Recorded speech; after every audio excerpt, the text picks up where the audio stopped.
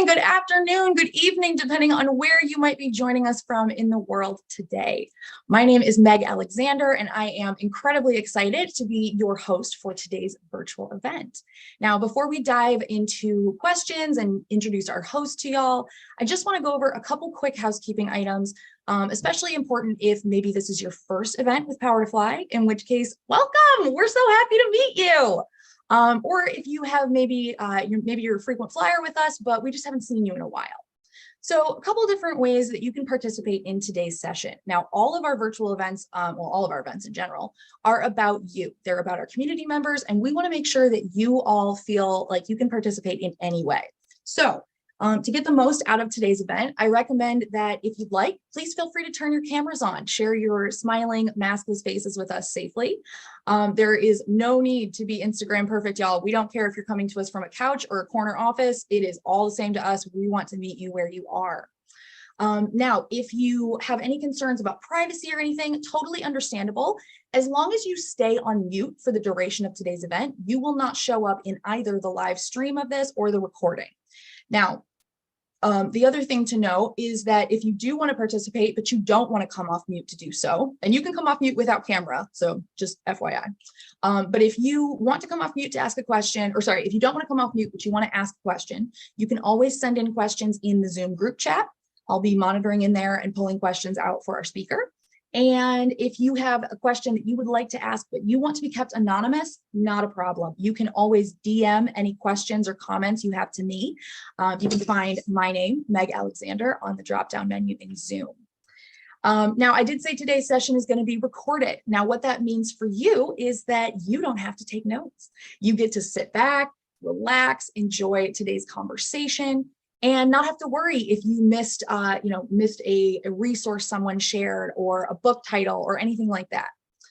So what's going to happen is everybody that registered for today's event is going to get an email from Power to Fly in about 1 to 2 business days. So it'll probably come Monday of next week. And what that link, that email is going to have a link to where you can rewatch this recording when it's posted on powertofly.com. Now, if you, let's say that Shivy says something so unbelievably amazing today that like your mind is like blown and you cannot wait to share this information with a coworker or a friend or a relative, you don't have to wait the 1 to 2 business days. So what you can do is head over to our YouTube channel. I'm going to be sharing links for all of this with y'all in the chat thread as we go. But you can head over to our YouTube channel, and the recording from today's session will be posted usually within about 5 to 15 minutes of the end of the live stream. So you can always check that out there. I also recommend that you subscribe to our YouTube channel. It is a great way to make sure that you don't miss out on events like this. In case you don't have time to register or it slips your mind, it's a great way to stay up to date. We also share all kinds of amazing content there. So please feel free. You can also search a section of our archive of all of our recorded chats on that YouTube channel as well, but the full archives, the entire library, everything that's happened since the beginning of Chat and Learns is on our website. Now, you are also encouraged, if you want to put questions and stuff in the chat, that's great. You are also encouraged to connect with your fellow attendees. So feel free to, let us know how you are feeling about what we're talking about. Do you agree? Do you disagree? Ask for help or advice from your fellow attendees. We want to crowdsource this as much as possible and all learn from each other.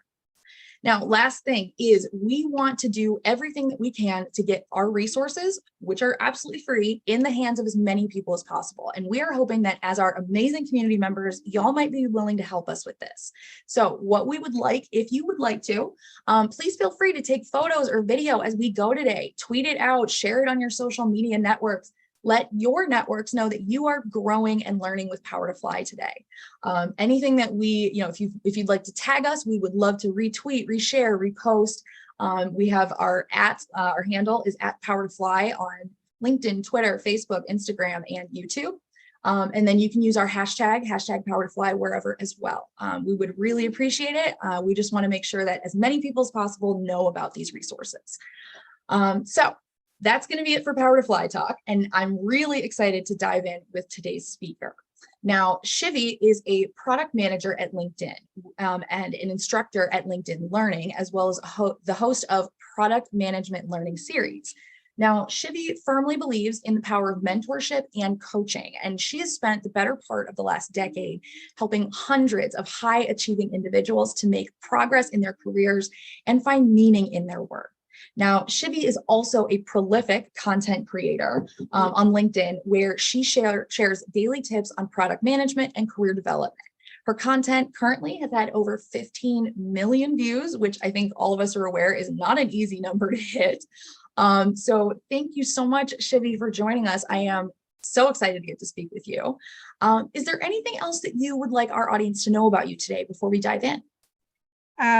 Thank you so much for the opportunity. First of all, I'm hoping I can live up to the expectation for people to be mind blown or share a lot of resources with you. So thank you so much. And I appreciate everyone participating, introducing yourself, where you are watching us from. And if you have any question for me, maybe one fun fact, a hobby that I picked up during COVID is actually two of them.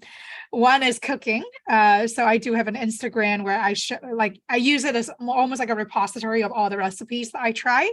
The handle is at Shiv, SHYV cooking. And then the other thing is writing Peloton. So if anyone's fellow Peloton writers, feel free to add me and high five on a write. So yeah, excited to be here today. And if you have any question, please drop them in the chat. Thank you so much. And thank you so much for reminding me. I did want to ask everybody, if you want to share in the chat here where you're calling in from, we would love to hear it. I saw we got a couple people starting to share. We got Boston, Mass represented, as well as Brooklyn, New York.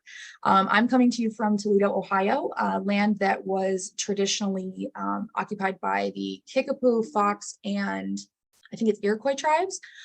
So let us know where you are calling in from. I'm very eager to see how far our global audience spreads.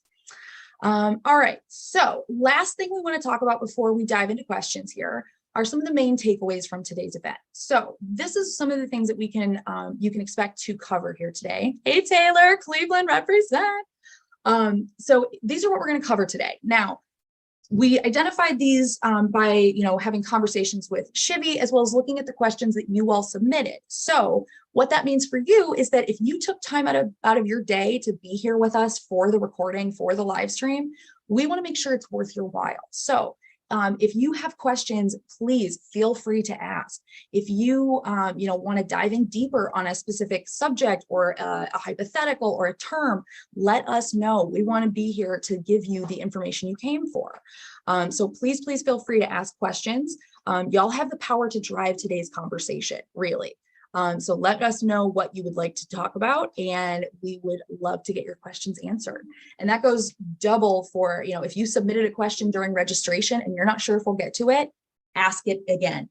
If you are curious about, some term that we talk about, ask it. Like, we want to know what you want to know. Tell me the question so I can get y'all answers. All right, Shivi, I'm going to stop sharing my screen. I know you have some slides you wanted to share with us. So why don't I'm going to take a step back here and let you share your screen.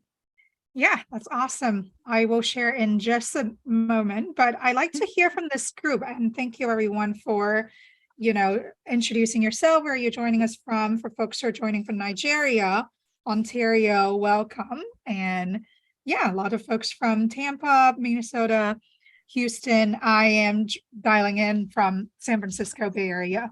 So awesome. Now, we all know that influencing is very important and very hard to do. I actually curious if any of you could drop in the chat, what makes it so hard? What do you struggle the most? I like to hear from this group just to get a sense of where folks at with, like, what have you tried to influencing and why was it hard? Meanwhile, figuring out how to do SlideShare. 1 second.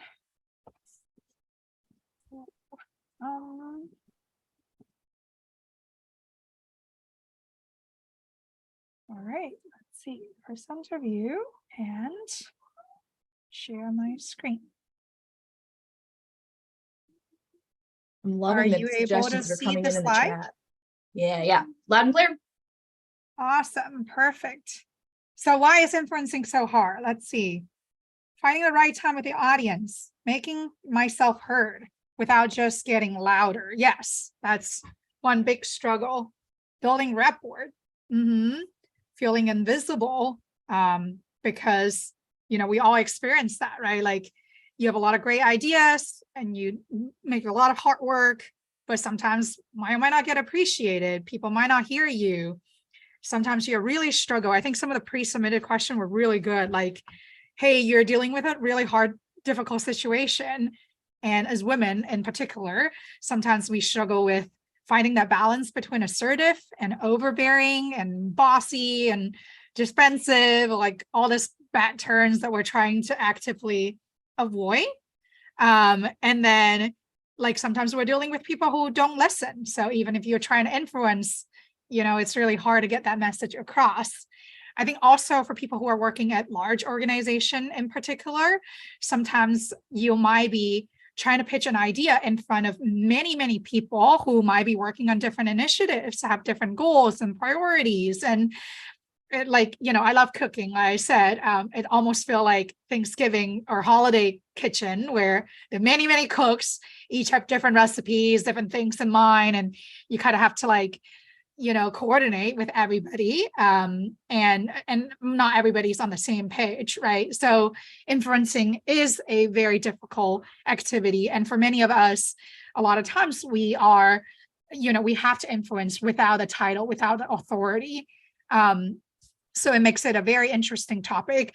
I think personally for me, as a product manager, I work at LinkedIn. I work with over 60 different stakeholders across, product, engineering, data science, marketing, content, business strategy, and a lot of close partners and function teams. And a lot of times, working on bigger or smaller ideas, there's so many things that we need to prioritize, get alignment. Decisions are super nuanced and complex. How do you prioritize? How do you get everybody on the same page? Is a real challenge. So now with that, I think I like to talk about the 4 mindsets that are super important when it comes to leading with influence. I think without embarking on this 4 mindset to kind of level set, there's no point in talking about the actual tactics on how to influence. And I just saw someone, Connie is really on point. Influencing is hard because we want to get quick result. We really need to get this initiative approved. We really need to drive progress in here. But in reality, influencing requires a lot of patience and time. So in today's talk, I would like to talk about some techniques that you can use that will be getting, influencing quick to some extent, but still fundamentally, you can exhaust it, your resources. So it's going to have to build that mindset of an iterative process, which we'll get into that. So 4 mindset, which I think are the cornerstone of understanding, leading without authority and influence without authority. The first thing is very obvious, right? Trust must be earned. Like you need to have trust before you can influence. But the thing that I want to tell you that you think about trust in a less cliche way is this two concept. One is what I call trust as a social currency, meaning how close are you with the other person for you to be able to, pitch an idea or say something to try to influence and get buy-in from that other side, right? So there's a notion of a relationship piggy bank. If you think about it, there's the notion of you give or take, and then that dynamic balance, right? Like sort of like your gas tank parameter. Like where are you in terms of your social currency with the person or the stakeholder that you wanted to influence? And are you building enough fuels, to get the other person to kind of listen to you? So then there's this sense of like, when do you give and when do you take, right? And then the second element that I really like is this trust equation, which highlights the elements that it needs to build a trust.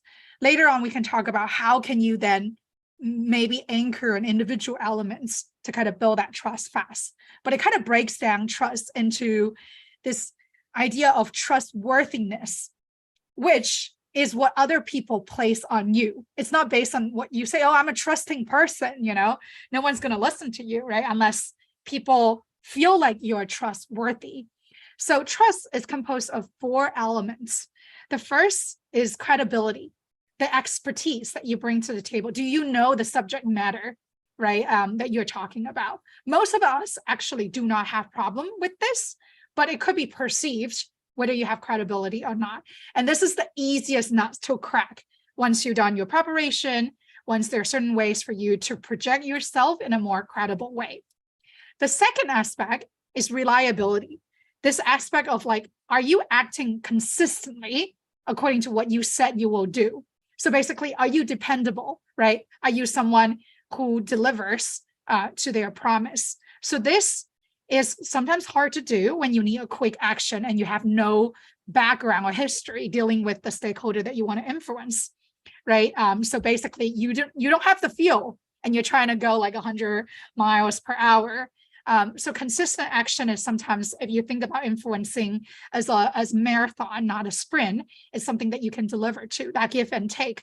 Maybe you consistently give periodically, and then you're asking for that take, towards the end. And then the third element is what I call intimacy, which is a sense of security or safety on your personal relationship with the person that you're asking for a favor, right? So how well do you know the other person? How much do the other person feel like they're connecting with you? So this part, again, there are some ways that you can quickly build up intimacy with a person, but it does still take time. And later part of this talk, we can talk a little bit more about, what are some ways to build that relationship. The denominator, though, is what I call self-orientation, or more specifically, actually, other orientation. If you think about a pie chart, the other person is going to be thinking like, okay, you're telling me an idea, you're pitching something. How much are you coming purely from your side of the story versus your care about me, right? Because everybody who's thinking about is always going to anchor on themselves. Like, what does this mean to me or my team? Why do I care? Why should I care? So a better way to framing, I think, the denominator is almost saying like, how much are you order oriented, right? And then later in the chat, I'll show you how you should basically, spoiler alert, is put 90% of the focus on them, the person that you're trying to influence, or the group that you're trying to influence, how your ideas matters to them versus you. So that others orientation is actually really, really important in building that trust and building that trust fast. Second mindset is committing to the problem, not the solution. So many times we are coming to influence, trying to sell an idea, driving home an agenda that we have preconceived. But a lot of times, a better way to influence is not to start with like, hey, let me tell you something, or, I have this thing that I need to get done. It's more about asking questions, learning and negotiating, learning about the other side, such that you can make an informed decision about what are some trade-offs that we need to make. What do I need to say no to in order to say yes to the different options? So you're committing to the problem. It's easy to get people to commit to the common problem that we're solving. It's harder to get people to commit to the specific solutions. And it's actually better that you don't ask people to commit to the solution, because the third principle is actually also a really important one, which is co-creating that solution with the person or the group that you wanted to influence, so that they feel like they're part of that solution, right? It's a shared solution to a common problem that everyone's committed to solve. So it is counterintuitive that to some extent, you almost kind of give up your ownership in that solution, that credit. But what you're trying to project is that you are here to serve. You are a servant leader to others. So in this way, you are inviting others to come in and almost make them feel like they're part of it. And that's actually the more effective way when it comes to influencing and persuading. Again, we'll talk a little bit more about specifically how to do that concretely, but it's important to have this mindset of like, I'm not coming to sell a solution. I'm coming to solve a problem together. And then last but not least, it's an iterative process. Doesn't mean that you cannot make like quick wins, small wins along the way, but it does mean that, hey, sometimes you have to say it multiple times for the message to come across. I actually experienced that just even today, like an idea that I was working on for about a couple of weeks. And I feel like I was telling people this idea, for a while. But again, you probably spend 90% of your mind share thinking about this idea, whereas other people might only spend 5%. So yes, I have been pitching about, like talking about this idea, asking people for feedback for about a couple of weeks, but still, they might or might not remember. Sometimes this is a really good test to ask people like, hey, do you remember what we discussed last time? And then sort of having them kind of repeat it back to you. And a lot of time it's also another learning process in the sense of like, hey, was my pitch working? Like, do people listen to what I said, or there's a better way of saying it? So there's the actual messaging aspect of how effective you're communicating. So for mindset, right? Trust must be earned. Think about this relationship tank, and then the 4 elements that you can control or build towards, so that you can analyze, okay, if I want to, influence someone, where are things breaking down? Committing to the problem, very, very important. Much easier to get people to commit to the problem than the solution you're trying to sell, right? And then, once they commit to the problem, ask them questions like, hey, how do you think we should solve it? What's your suggestion? And then get them to co-create. Maybe part of it is overlapping with what you have in mind. Part of it are new perspective that might make your idea stronger and better. So you're co-creating, co-elevating with each other. It's all about being here to serve, and then building this together. And think of it like iterative process. You're doing an experiment. Okay. The first time I tell you about it, I ask you a lot of questions. Second time I come back with a potential idea, and I pitch it in this way using a story. Maybe they're like, I want to see data. And then you come back the next time, and then, with supporting details. So it's always a learning and negotiating and how can we do it better type of approach. And with that mindset in mind, it's super important for you to level set there. And then the next phase is to then focus on the specifics of what do we do, right, to actually executing those mindset and get the result that we want. I'm trying to also look at the chat to see if there's potential questions, but feel free to drop it in the chat. We've had a couple, but I'm going to, some of these we're going to touch on in those questions. Zach Whittle actually had one we could touch on now. Zach said, if we view influence as a campaign, how do you periodically assess how your campaign is going? Yeah, that's a really great one. I think once we talk about this third C in the 5C framework, which is choice, there's a checklist of questions that you can think about how to check in. So yeah, let's hold on that one, Zach, but really, really good question. Now let's get into the specifics. How can we tactically, master the art of influence like today without authority? Now, here are 5 C's, are tactical steps that you can do. The first one is context. Just like how Rome wasn't built in a day, influencing without authority doesn't just happen, right? Like all things, it takes time, patience, and hard work. But the number one step, regardless how long or how fast you want to move along, is always seeking to understand first before you influence. And a really, really important techniques I want to talk about is with the notion of attunement. Daniel Pink, who's a bestseller writer of motivation and human, how to sell as a human, talks about this notion of attunement. What does attunement mean? It means you're mimicking the other side, right? You don't come across as very strong, trying to project a ton of confidence on like, hey, this is the best idea ever. You should listen to me. I think we run into a lot of that. But actually at the beginning of a negotiation or an influence, it's better that you don't talk as much.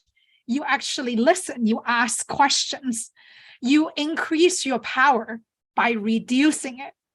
This is very, very important because at the beginning, when people don't trust you and you're trying to push something, you're overcompensating it by projecting confidence, and people are going to get doubts about like, well, why does this is relevant to me? Like, why are you trying to sell me something? What's in it for me? Right? All of that is invoking a lot of doubts. But what you're doing is, if you slow down and try to ask them question like, hey, I have this problem. Do you see the same problem? How would you solve it if you were you? Is it an important problem for you? Or if it's not, like, what else are you trying to solve or achieve? And then even if you have an idea, if you practice powerless communication, meaning you actually highlight, hey, I have this idea, but I think this part of it might be a little weak. What do you think I could improve? You are actually appear smarter because you've done your homework, you know what's wrong, you things that you're asking for feedback, you're inviting the other side to join you, to help you refine your idea. You kind of lower their defense to think about, hey man, like, what's in it for me? Why should I care about this? You kind of inviting them to help you, right, along that journey. So seeking to understand and influence later is actually really, really important.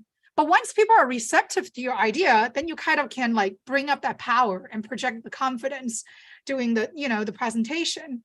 But at the beginning, it's really important that you kind of watch people asking question, waiting to see how they respond, and kind of weighing in the idea. And then as part of understanding or asking question, it's also really important to understand the context of both at the organization level as well as to the individuals, right? At the organization level, like, how are decisions made in the past, right? Was something like in product management, for example, I have tons of ideas and features that we want to build. Well, when was the last time, a similar feature get built? Like, what was the process, in terms of who made a decision? How did the idea came about? What failed? What worked? So you can do a lot of research. See it as like a learning process, right? And then also specific to the individual. Right? What are their styles? What do they care? Maybe the problem, like, again, committed to the problem. Maybe the problem isn't as important for the other side. Then what is important for them? Is there a connection to help solving their problem and also helping to solve our problem? Right? It's very, very important to understand that. And then I really like this quote. We have 2 ears and 1 mouth, and that's the ratio we should really adhere to, meaning we should listen twice as much as we speak. But so many times, almost like 99% of the time, we think about influencing as something like, we have an idea that we want to sell, we have an agenda, we have something that we need to get done. I'm going to come in and tell you, hey, here's what we're going to do, right? If you just reverse that a little bit, at least the first initial conversation, right, it will make you just so much more effective. Yeah, keep in mind, if there's anything you take away from today's talk, I think it's this quote. I really love this quote, and I sometimes need to remind myself as well. Next slide. Second C is connect. Again, in that trust equation, right? Intimacy is a key component. So how can you get to know the other person at a personal level? And especially nowadays, we need to get things done fast. There's constantly people on board, new people that you need to work with. We're working mostly remote now in distributed environment. So how do you work your way up that trust hierarchy? How do you get that relationship tank fill up quick? I think there are some concrete stuff that you can do very quickly. First, it's, you need to know your stuff, right? Like, you need to tell people you've done the homework, you have thought through ideas. Second is potentially creating this psychological safety, meaning like, you listen, you tell people that you care and you want to hear from them. You ask them for their perspectives. You engage them very early. Once you know that, they need to be involved, what their roles are. Do they need to be informed about a certain idea and stay informed? Or do they need to actively contribute and potentially performing some task, as part of that project? So you kind of strategically thought about their role and then kind of involve them early on, right? Before they even say like, why haven't you talked to me, right? Like, you kind of proactively engaging them and show and tell them, hey, you care. And then ask them like, what's important for you? How would you like to involve in this project? Do you just like to sit back and be informed on a weekly basis? How about I send you an email? Or do you like to join the weekly meeting and hear about updates? How involved you want to be. And then again, powerless communication. Like, let's say you screw things up or you didn't involve them as early. Then when you involve them, do apologize. Do that up front and say, hey, I apologize I haven't involved you earlier because, things have just been crazy. But now I really want to make up for it. What would you say are important for you before we talk about the specifics or my idea? What do you care? Like, what's important for you? How would you like to be involved? Right? All of that actually really helps to just make people feel like, oh, okay, you're trying, And then the next element is how do you live up to it? Then that's the reliability of that trust equation. So do you say what you say you will do? Do you help them out? Right? Like the give and take. Right now, maybe there's things that eventually you want them to help you, but are there little things today that you can maybe help them or make compromise? Can you delegate some decision making so that they are part of the owner too? And then most importantly, two things: recognize their contribution, all the small wins, kudos. Start a meeting with like, hey, here are 3 small kudos I want to give to the team. It makes everyone feel good, even if it's not like a real big contribution, but just saying like, hey, last week, Eleanor did this and said this. I feel, really appreciated. Just something like that, small like that. I think people, it just kind of lowers their defense and make you much more like a team player or servant leader. It brings visibility to people's work. Everybody loves compliment, right? So, and taking people's feedback into account. You don't just like, let's talk about it later. You rather write it down, let's say a meeting minutes, and just say, we will think about it. That doesn't mean you commit to like 100% executing 100% of what they said, but at least you make them feel heard. And that's very, very important, right? And if you're in a big meeting, make sure you also pay attention to people who are quiet, the quiet voice, so that you don't just get people like dominate by like a large conversation, loud people, right? You actually invite everybody to contribute their perspectives. Doesn't mean you have to take everyone's perspective of equal weight, but that's how you can connect with people quickly and also in a sort of a remote environment. I think some COVID specific tips or like remote working tips that work really well for me are like walking meetings, for example. Those are probably not large meeting, but more like one-on-one. Sometimes when you go for a walk or you tell people, hey, you're on a walking meetings, sometimes people just feel a little bit more at ease, no Zoom fatigue. They maybe check in a little bit, their personal life, what's going on for them. And then sometimes I also like to ask a question at the beginning of the meeting, besides giving kudos, was, hey, what colors are you coming in today? Meaning, are you red in this moment? Then shouldn't pitch an idea, right? Because people are probably not in that mind space to talk about strategic stuff. They're putting off fires. But if they're like, hey, I'm green, I'm ready, I'm energetic, great. They're in a good mind space that they're open to like hear more from you. So it's actually really important because you could have had a bad day. We all have bad days, right? That you might not know from the screen, but it really impact their mind space of where they are, to how receptive they are to listen to your idea. Now, once you're able to connect with people, the third part is back to Zach's question, how do you assess where you are in terms of convincing or influencing this person? Again, it depends on the situation, right? Like, who do you need to convince? Where they stand? Are they already a fan? Or they're the swing votes? Or they're completely on the opposite side, right? Where do they stand? And then you can have, for each individuals that you need to influence, you can kind of go through this list of questions to understand, okay, well, what's top of mind for this? What's important for this person? You need to be able to answer those questions because you asked them right at the beginning. What motivates them? What's important to them? How much do they know about this idea? Is it as much as you think they are? Or, you need to do a reality check. What's the source of resistance? Like, why would they not care about what you're doing, right? And then how can you already think through ahead of time, what are the options and alternatives that you can present to this person? And then last but not least, what is the social currency or distance between me and this person? How many conversations have I had with this person? Is it the first time that I'm talking to him, or I have been talking to him for a long time? And how close we are, right? So you can do a quick sort of mind assessment on like where you are and how much you need to try, how hard you need to work. And one thing that I like to do sometimes is that, let's say certain group is just always going to be against what you're doing, because, that's like finance, for example, is always very much against like innovation, more conservative. Okay, how do you get finance on board? Who are friends to finance? Can you be friends with them so that you kind of influence them?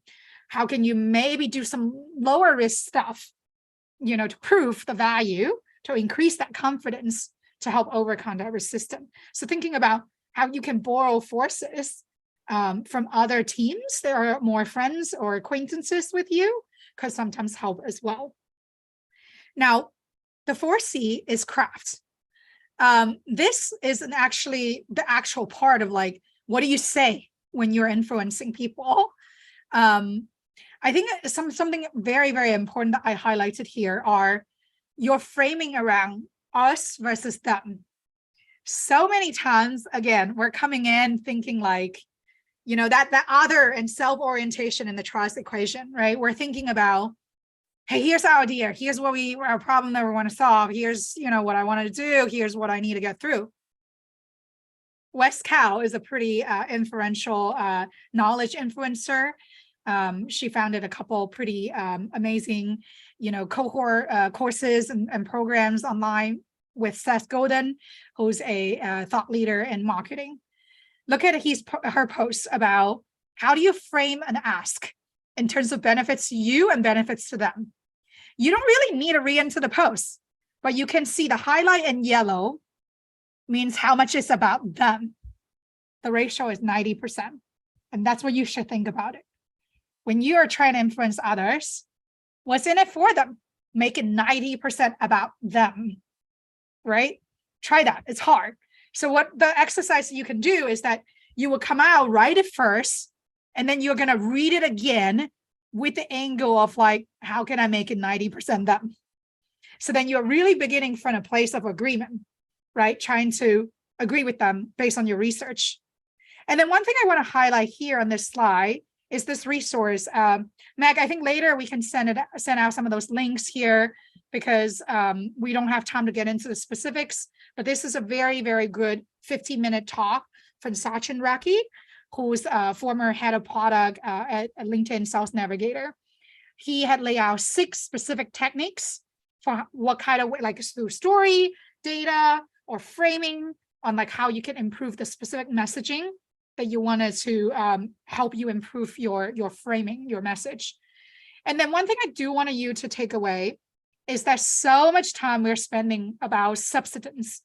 Like some people asked about like, how do women, like what are some challenges women face, when it comes to influencing? We can talk about that in particular too. But I just want to call out that a lot of times we spend 120% of our mind space thinking about what am I going to say in my deck, in my pitch, in my idea, in my doc. But it's almost as important that you know how the other side, what their styles are. Do they like to hear an emotional story, or do they like to see hard data to prove that an idea will work? Do they like to hear a big presentation, or only like an elevator pitch for 30 seconds? The idea to get their style is to do a cocktail party test, meaning how before COVID or doing your walking tests, like when you have those walking meetings one-on-one, you can do something like, I'm sure all of us have done that. Hey, Samantha, I had this idea before, or I've been trying to work on, but I'm not sure, if it makes sense, how good it is. Here's my one-liner pitch. What do you think? Like inviting them, right? Like, hey, tell me more. What do you think? Like, does it make sense? You want to hear more? And then you get their style, because they will give you feedback, right? So inviting them as part of that whole conversation, very, very effective, very important. So go to check out this talk, because it's only 15 minutes, well worth it, highlighting 66 different styles that you can use to help you increase your craftsmanship of the message that you communicate. Now, I know that we have limited time, So I'm going to jump ahead and talk about the last C, which is commit and celebrate. I think I mentioned a little bit, I gave this example before too, as part of the mindset. It's very important that you constantly, help people celebrating their small wins, giving kudos, reaffirming, hey, this is the problem that we're solving, right? Like, this is the shared problem.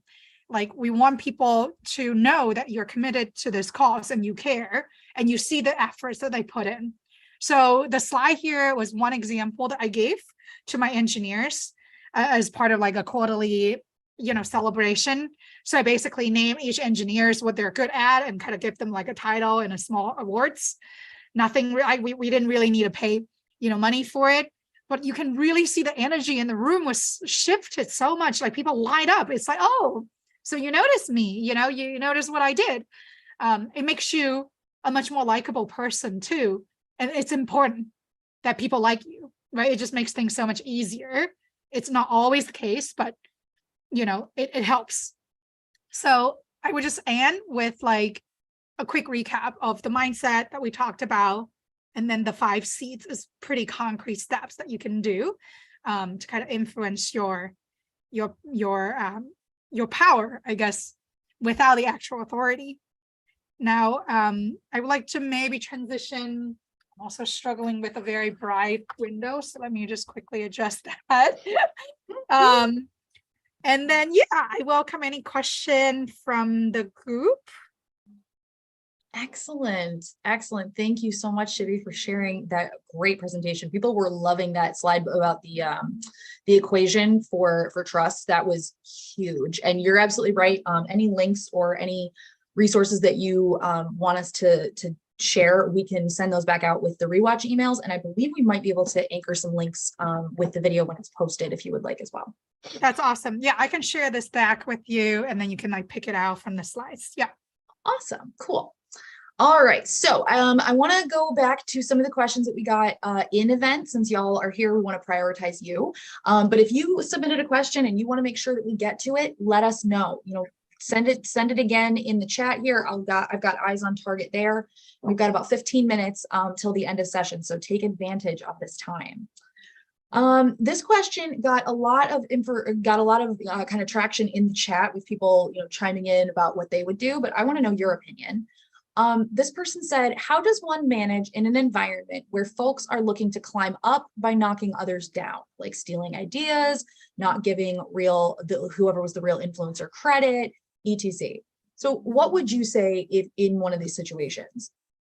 Yeah, it's definitely tricky because of the whole servant leadership that I noticed, right? I think there are a couple of things that you can do. First, people, if they are going to steal your idea, they're going to steal it. The only way to combat that is actually people know that you are the one who originated, right? So maybe through one-on-one session at the beginning, you can, you can start with like, hey, what problem you're trying to solve? Like do all that talking, asking question and listening. And then you say, hey, I've been thinking about this idea. What do you think? Right? Like, and then the first idea kind of originated from you that people have a vague, idea, and you keep following through. And then when it comes to a bigger meeting that comes together, you can actually say that you can be a leader as a way to as a facilitator as a leader. You can say, hey, I've been speaking to so-and-so about all this different idea. So-and-so who could be competitors was trying to steal your idea, was giving this perspective in this way that I find really helpful. Or this person was talking about this, and it helps contributing to the idea. So the role you're playing here isn't trying to say, this is my idea. The role that you're trying to play is trying to say, we all have this same problem that we're solving, and how each one of you are contributing really good ideas to make it coming together. So in a public forum, if you do that, that helps people to see you as a leader, right? As a facilitator. You don't just take credit, actually, you actually help elevate others. But now, when you are, let's say, meeting with your managers or your skip level, more in a one-on-one setting, you need to then bring the message clear and say, hey, manager, over the past week, who I talked to, here's what I did, here's the perspective I heard, here's how I summarized them, here's what I wanted to go next. See how the framing become much more like, I did this, I highlighted, I helped the team, to kind of elevate your contribution. And then bring the managers in too. A lot of times manager might be in those meetings observing you, right? So you can even ask like, what's your feedback? Where do you think I did well? Where do you think I can improve? How do I better measure, the impact of all these ideas and things that I did?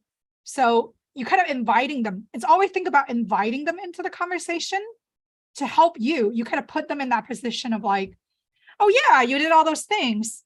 And then here's how you can do it even better, or like talk to someone else to get more perspectives.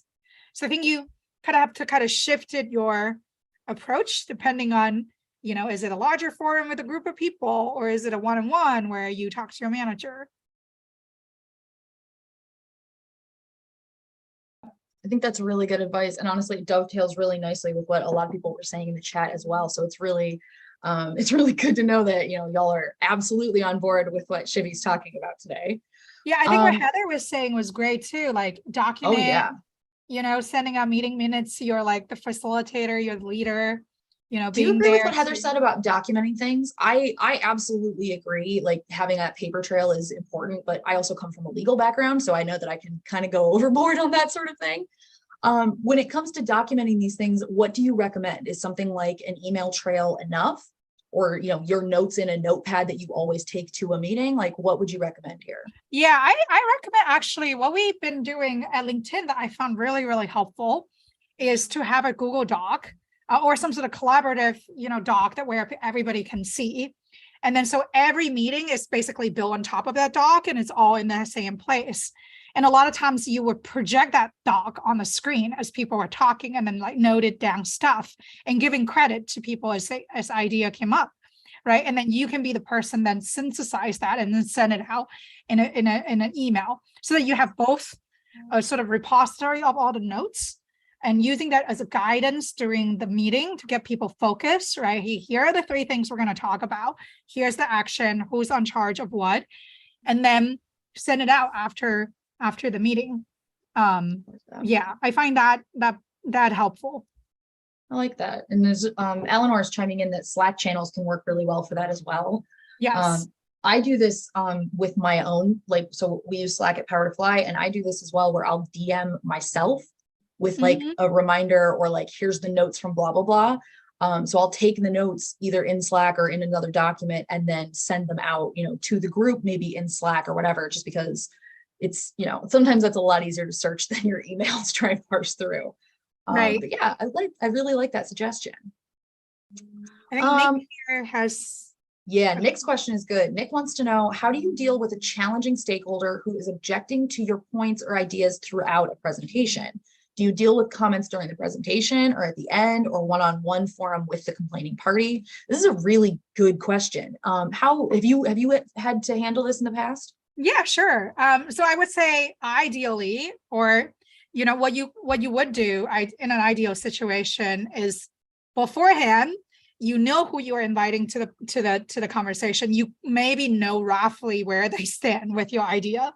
So if you can start with back channeling before the meeting, say, hey, this, let's say Bash is disagreeing with Nick's idea, hypothetically, just put that in perspective. And then you can maybe like back channeling and say like out before you present in this bigger meeting and say, hey, Bash, here's an idea that I wanted to maybe present and socialize in a private setting before that big meeting, right? And say, what do you think? Like, what's your biggest feedback? What's your biggest objection? So like already asking them, right? So that even if you don't have an agreement, let's say you just chatted and like Bash is highlighting a bunch of stuff that she disagree, but like doesn't matter. You can highlight it in the meeting and say, hey, I noticed certain stakeholder might disagree with me on this and this. Here are the action we're following through to get more clarity on this.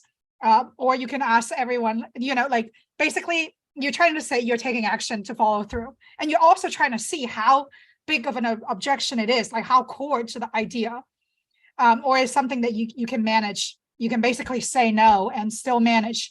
But see the extra effort that you did to like, back channeling, trying to highlight that, acknowledge that you heard it, that helps, right? Like what action you're going to take, maybe not like what action you're going to take immediately, and then what's the result. Maybe the result is like, let's pick this back up in 6 weeks, because it's not an urgent objection challenge right now. So like make the other person feel heard. But let's say you didn't get a chance to back channel and this happened during a presentation, right? I think it's important to basically acknowledge that. If it's a really small one, then you address it in comment. But what I really like to do is sometimes I just say, hey, I noticed that Nick mentioned about this. And this is something that we're actively working on. And Nick, let me connect with you offline. And then you kind of make up for it afterwards, right? So I think the importance here is just people need to feel heard. And you need to show that. That's even more important than you say yes to them. Oh yeah, of course. I think any of us who have ever worked in any sort of like, client facing role, customer service, waitressing, food service, all that kind of stuff, we all know you learn really fast how important it is to listen to someone, right? Because if they feel listened to, they're far more likely to be reasonable or, either prevent or de-escalate a conflict. So I think that you're right. It is really, really important to be able to make sure that people feel heard, by, whether it's good advice or not, whether you're going to follow it or, it's a good plan or whatever, because, that makes people much more open to getting your feedback as well. So, absolutely cannot second what Shivi is saying hard enough. I love this. Okay, we only have about 8 minutes left. I know we got a ton of questions prior to the event. Shivi, are there any that you would like to go through more especially? Yeah, which one would you like to start with? Yes, perfect. I think question number 5, 6, and 7 are kind of related, which is one thing that I personally very passionate about. I suffer in myself, was what challenges can Black women or any minority women, like I'm Asian, women is already in general, find it most challenged when it comes to influence, and especially women working in a male dominated, field. What do you give? Like what advice I have? And I would say I personally struggle with that earlier in my career as well, right? You feel like, man, like I have such idea, and then like some male colleague kind of took credit of it and just like run with it, and they're more aggressive, more assertive, and sometimes that that like all the glory goes to them, right? Or when you're trying to negotiate, like influence, you're like, oh man, I'm so bossy or so assertive, like what do I do in that case to make I'm still likable, right? Like you're sort of double binding, you always struggle with the balance. The formula I learned is that I think it's 60% where you're telling yourself internally, your internal chatter. Alternatively, we call it imposter syndrome, or you're in self-critic, that you can control and you can learn tools to master that. 20%, I think it's looking for sponsors, especially in this case, male sponsors to help you, right? And then 10% is learning how to communicate feedback, which I have a book that I recommend as well, but it's something hard, but you can practice. It's a very, very important skill. And then I think 10% is just our physical presence. Even more so before COVID. Right now within COVID, sometimes it's hard to see, like, but back then I remember, so I'm 5'4". I consider myself pretty small. And so when you're in a room with a lot of men, and you naturally shrink as women sometimes, especially I remember, when there's a lot of people in a meeting room, I would come in and I would like basically try to help make space so that we can fit more people. That's great. I'm not saying that's a wrong thing to do, but what that also projected is that you are small. You're like this. That's why Amy Cotty had that whole like power pose, how you expand yourself, because that helps you to make people feel like you are occupying the room, you're owning the room, you're confident, right? And then it comes back into that 60% of the internal chatter. So a lot of times, all the stuff that we are struggling with is actually what our mind is screening at us, right? Hey, maybe, the presentation's not good enough. Maybe I didn't practice enough. Maybe I suck at public speaking, like all this thing that we tell ourselves. Remember, you need to done if you already done your homework, right? Talking to people, building their relationship is 60% substance, 40% your style. And do you think male just knows all of that? No, but they can just sort of quiet their internal voice. So I think the first tool that I want everybody to master, and it goes beyond negotiation or beyond influencing, it's everything we do, is this framework. I call it spot, stop, and swap.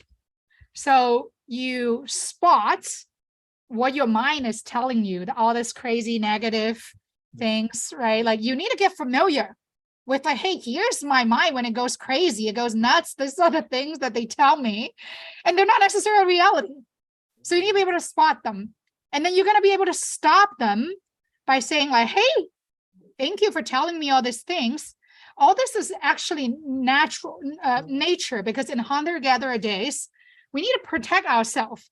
Before it was from physical danger, but right now it's from emotional embarrassment, potentially failing. Like nobody likes that, right? So your mind is screaming at you.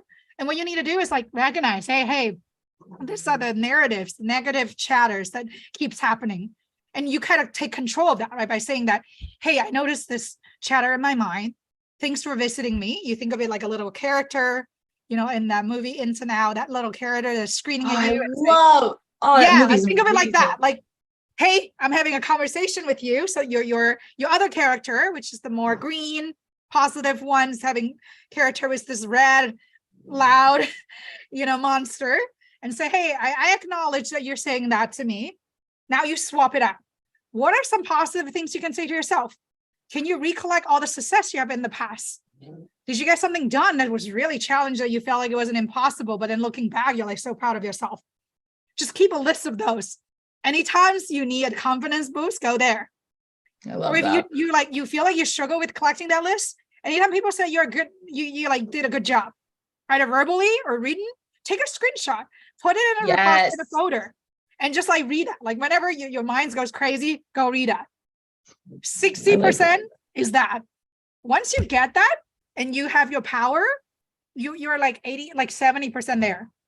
All you need is getting a sponsor who's ideally a male, because then you get a different perspective, right? You will figure out, well, they don't struggle with those things as much. But yes, you're also trying to ally yourself, right? You're allying yourself with someone who is from the dominant social group within that setting. And that gives them, they have the currency of power or of perceived belonging that you can then avail yourself of. Yes, that's very important. Exactly. So you don't just look for a sponsor within your female group, to try to get that role model, which is rarer. Then if you can find a male ally, they feel good too. They're like, oh, I'm helping to elevate women, to the top. So like make them feel good too, right? And then I think the last 10% is I recommending this book called Connect. It's written by two Stanford professor they teach a very famous course at Stanford Graduate School of Business called Interpersonal Dynamics. So they basically talk about how to have difficult conversations in a productive way. And there they will teach you frameworks around how do you communicate feedback. So basically, if things goes crazy, let's say some other colleague constantly cut you off, right? Constantly, not giving you credit. How do you communicate that feedback in a way that wouldn't make the other side feel very defensive? And I think the spoiler alert or the TLDR is that you need to communicate how it makes you feel. So you could say like, so-and-so, hey, you came in and, you mentioned about this idea last minute. It made me feel like you didn't pay attention to what I said, or you make me feel like I'm invisible because I talk about the idea for the entire, session. And then you came in and so that it's not or whatever. You focus on your feeling, because feeling is not something he can debate, right? He or she can debate. But if you feel like, hey, you took this idea from me and you said this thing, remember how that language is different. you're accusing them, right? Like, you're doing this thing and you did this, and they'll be like, no, I didn't do it. That was my idea. I communicated, like, you know. But if you say, hey, in that last meeting, you know, you did this and that made me feel a specific way. Yeah. A specific way, they can't challenge your feeling, and they'll be like, oh, okay. And then you can ask for, like, clarification, or like, you know, like, did you notice this impact, or how can we better support each other? In that book, Connect, it has a lot of very concrete examples and tactics that you can, it's hard to do, I recognize that, but it's a very important skill, like, you know, next to influencing, to be able to communicate hard feedback, have those hard conversation, and still deepening that relationship in a productive way. I love that. All right. I have to cut us off. I'm so sorry, because we are at the end of our time today, but I just want to say a big thank you to all of our attendees, everyone who joined us today, whether you came with us on this journey via our website or Zoom, or if you are on our YouTube channel streaming. Hi, y'all. Thank you so much to everyone who joined us today. If you are one of our frequent flyers, I always love seeing our familiar faces around. So Eleanor, especially, hi, I remember you from several chats. So thank you to our frequent flyers for coming back and joining us.